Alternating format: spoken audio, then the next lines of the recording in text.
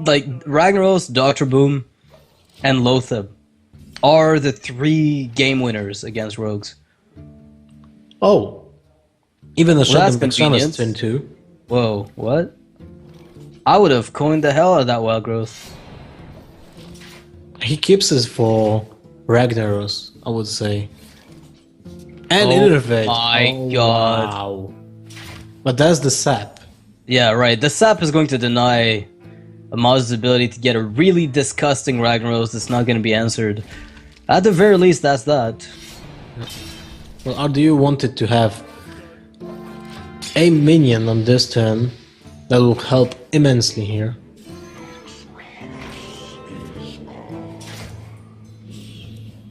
So next turn, Ragnaros. Right? Do you? I think he has to go for it because he's close enough. Like even if it gets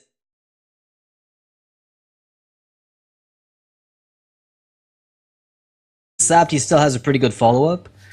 Like he still has a Sludge Belcher into Zombie Chow right away.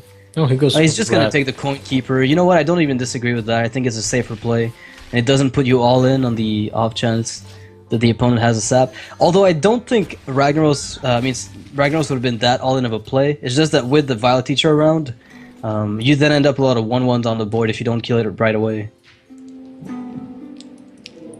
I think RDU has to use the Blade Flurry this turn. You have to remove that first wave of minions at the very least. It feels like a bit of a waste, but at least the Shade's not going to grow any bigger.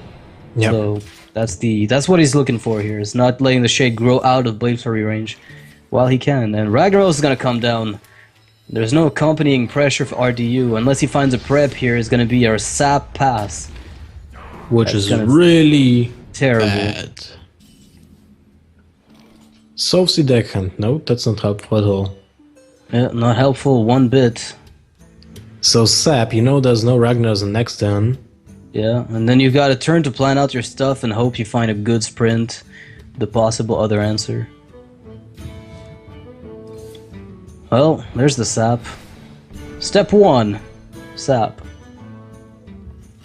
Step 2, top deck the second innervate. Step 3, replay rag. Oh, I didn't like that at all. Southseas just straight up for damage. I think it slows down RDU, like Amaz's potential tempo. I just don't think in this case it's worth it because it's not turn 8. If this had been turn 8 and Amaz had, you know, Ragnaros threatening to be replayed, then sure. But Not in this scenario, I totally agree. backstab, SI ping, and then you can kill the slime. But I don't think it's gonna be the long-term win play here. RDU knows that he's in a really bad spot. Yeah, he knows what's coming up next. Like, he is fully aware of this Ragnaros about to slam down on the board, and that's 11 damage coming up this turn, which puts RDU down to 9 health, which means really that's effectively 1 turn away from death. Most of the time, at the very least. And turn for combo next turn. I think RDU has to top deck prep, and in, like, Azure Drake into prep, into Blade Flurry or some such thing for the Tinkers. Oh, never mind. That's gonna seal the. Never mind that. Actually, Amaz has taken a really much safer line of play than what I suggested with Ragnaros. This is gonna seal the board to guarantee a much bigger damage output. Yep, that's the game, I would say. We'll have to see. RDU thinks so as well, which makes this match point. Amaz takes the series against RDU's horrid draws. His matchup, you know, the 2 of the matchups, I think, before going in, he was favored, but the draws didn't line up one bit, and he's got to feel a little bummed out by that. But at least he was punished by not keeping the Shade of Nexramas against Warrior, I would say. Right. That I might have think you're right changed it. about that. Definitely. Maybe if he'd kept it, it would have given him the tool to contest the early.